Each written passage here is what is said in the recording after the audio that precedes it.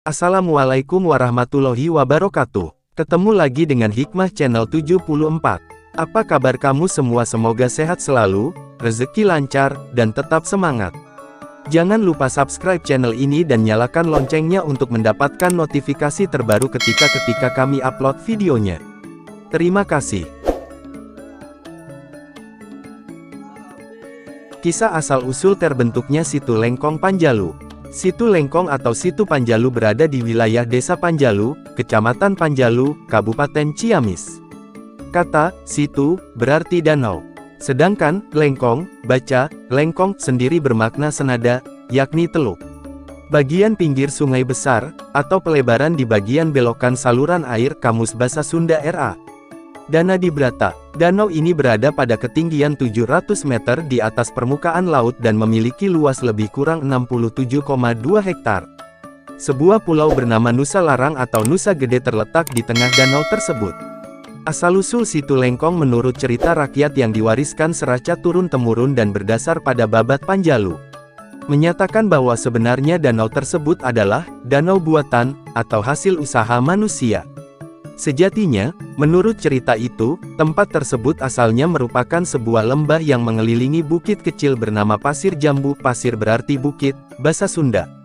Bagaimana kisahnya sehingga lembah tersebut menjadi danau? Syahdan, ketika Sang Hyang Borosengora, putra Raja Panjalu yang bernama Prabu Cakradewa, selesai berguru agama di Tanah Suci Mekah, maka ia joke pulang kembali ke kampung halamannya dengan membawa beberapa oleh atau cenderamata. Salah satunya, air zam-zam yang diwadahi di dalam tampungan ajaib berbentuk gayung batok kelapa yang bagian bawahnya berlubang bolong. Wadah unik tersebut dinamakan gayung bumbas. Gayung bumbas atau gayung kerancang tersebut merupakan pemberian dari ayahandanya, yakni Prabu Cakradewa, Raja Panjalu. Wadah tersebut diserahkan kepada Sang Hyang Borosengora bersama perintah untuk menuntut ilmu kesempurnaan sejati sebagai bekal sebelum melanjutkan tahta.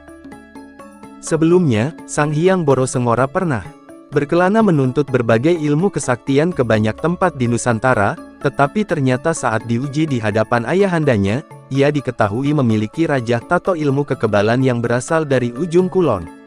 Kepemilikan ilmu tersebut dianggap tabu bagi keluarga kerajaan Panjalu karena bertentangan dengan ajaran Karahayuan. Maka Prabu Cakradewa menghukum anaknya dengan perintah menuntut ilmu sejati dan menetapkan tanda kelulusannya berupa mampu membawa air menggunakan gayung bumbas.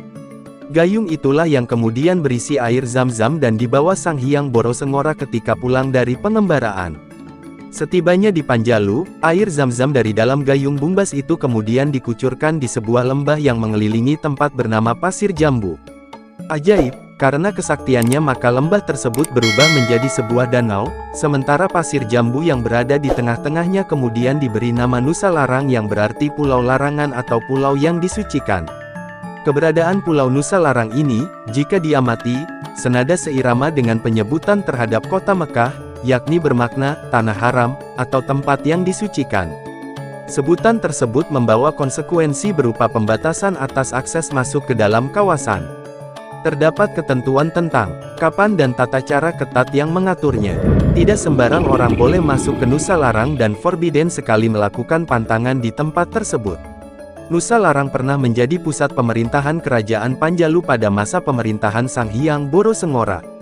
Pulau tersebut kemudian menjadi tempat peristirahatan terakhir jasad para pemimpin kerajaan Panjalu, yakni Prabu Rahyang Kancana putra Sang Hyang Borosengora, Raden Tumenggung Cakranagara III, Raden Demang Sumawijaya, Raden Demang Aldakusumah, Raden Tumenggung Argakusumah Cakranagara IV, dan Raden Prajasasana Kiai Sakti.